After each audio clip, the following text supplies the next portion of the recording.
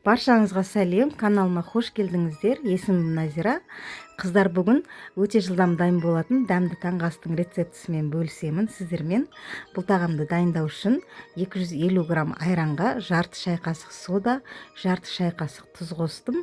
Бір жұмыртқа қосып жақсылап араластырып аламын алдымен. Видеомды соңына дейін қарап, менімен бірге осы тағамды жасап көріңіздер. Өте дәмді, жылдам дайын болады. Сосын 7 ас қасық ұн қосамын. Ұнды бәрін бірден қоспаймын. Жайлап бірінші 4 ас қасықты қосып, сосын араластырып болған соң 3 қасық ұнды тағы да қосып жіберемін. Енді кішкене ғана көк пияз қостым. Енді көк пияз өздеріңіздің қалауларыңызға қарай, укроп қоссаңыздар да болады, петрушка қоссаңыздар да болады. Осылай дайындап аламын қамырымды. Енді қызып тұрған табаға онша көп емес, бір 2 ас қасықтай майды құйып, дайындап алған қамырымды осы табаға салып пісіріп алатын боламын. Каналыма тіркеліп, лайк басып, егер де рецепт ұнаған болса, достарыңызбен бөлісіп қойыңыздар. Табада баяу отта пісіріп аламын, астын, үстін. Негізі бұл тағам өте жылдам піседі. 1-2 минут астың жағын, 1-2 минут аударып, келесі бетін қуырып, осылай пісіріп алам.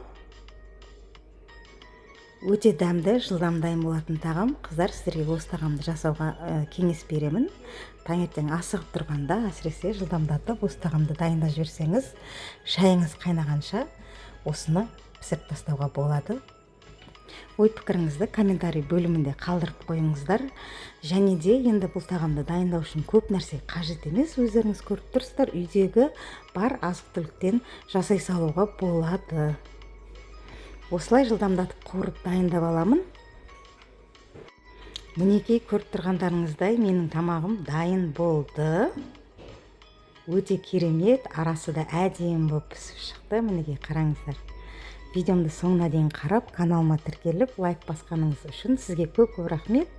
Менің каналымда күнделікті дәмді рецептерді жіберіп алмас үшін астындағы подписация батырмасын басып, каналыма тіркеліп алыңыздар. Менімен бірге болғаныңыз үшін сізге көп рахмет. Асыңыз дәмді болсын, сау саламатта болыңыз.